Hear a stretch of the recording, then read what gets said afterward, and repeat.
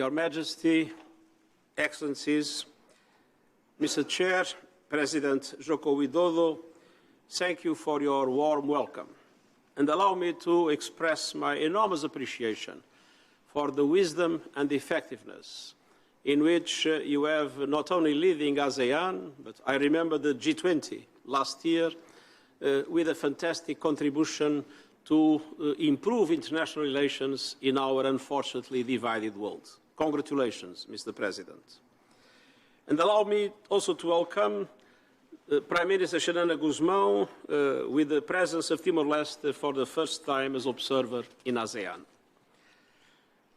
Your Majesty, Excellencies, the ASEAN UN comprehensive partnership is more important than ever. We face tests as far as the eye can see, from the climate emergency to a global cost of living crisis, to raging conflicts, to growing poverty, hunger and inequalities. And all these challenges are aggravated by rising geopolitical tensions. There is a real risk of fragmentation, of a great fracture in world economic and financial systems, with diverging strategies on technology and artificial intelligence and conflicting security frameworks. And I commend ASEAN for your vital role in building bridges of understanding all over the world. ASEAN has played an extremely important role as a center that convenes all those that unfortunately represent the most dramatic divisions in today's world. And this series of summits is a demonstration of that fundamental convening role of ASEAN. And we need it in a world that is increasingly multipolar, but requires strong multilateral institutions to go with it, based on equity, solidarity, and universality.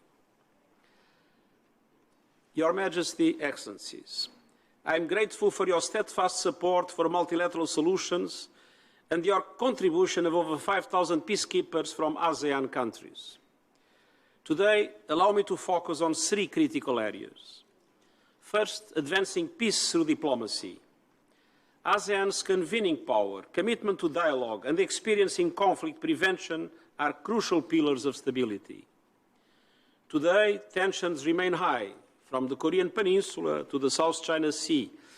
I am grateful to ASEAN member states for your pursuit of dialogue and peaceful dispute resolution rooted in the respect for international law, including the UN Convention on the Law of the Sea. Your Majesty, Excellencies, since we gathered last year, the situation in Myanmar has further deteriorated. Brutal violence, worsening poverty, and systematic repression are crushing hopes for a return to democracy. The conflict is exacerbating existing inequalities and vulnerabilities faced by women and girls, including sexual violence, forced marriage, and human trafficking. More and more people are crossing borders in desperate search for safety and protection, and the situation is untenable. Over 1 million Rohingya remain in Bangladesh, in the world's largest refugee camp.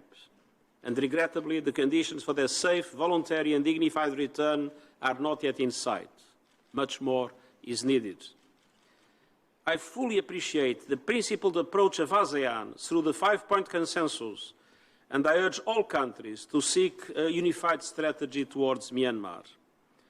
And I also acknowledge the determined efforts of the chair of ASEAN, Indonesia, to engage all sides of the conflict in political dialogue.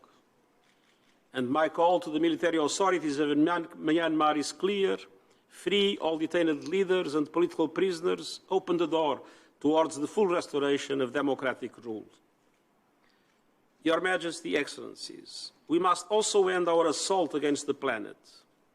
ASEAN ranks amongst the most biodiversity-rich regions and is highly vulnerable to natural disasters.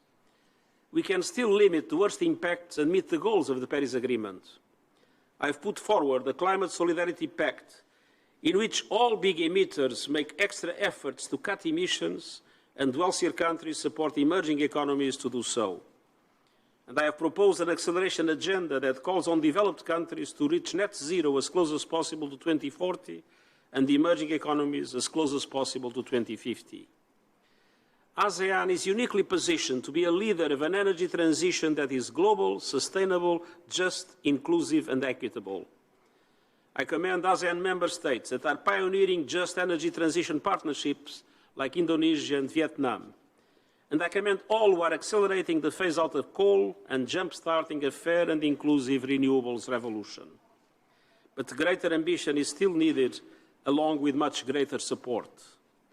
Developed countries must finally deliver on their commitments to developing countries. Your Majesty, Excellencies, resources are also central in the third area for action, rescuing the Sustainable Development Goals. I've called for deep and structural changes to make global frameworks, including the Bretton Woods system, more representative of today's economic and political realities and also more responsive to the needs of developing countries. Such change will not happen overnight, and I have proposed concrete steps we can take now, including a Sustainable Development Goal stimulus of $500 billion a year to the benefit of developing countries for them to be able to reach the Sustainable Development Goals. These and other action would catalyze SDG progress and help developing countries invest in key transitions across energy, food, digital education, health, decent jobs and social protection.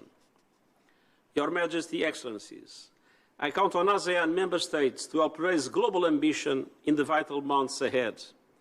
And you can always count on my wholehearted support to shape a future of peace and prosperity for the people of Southeast Asia and the world. Thank you.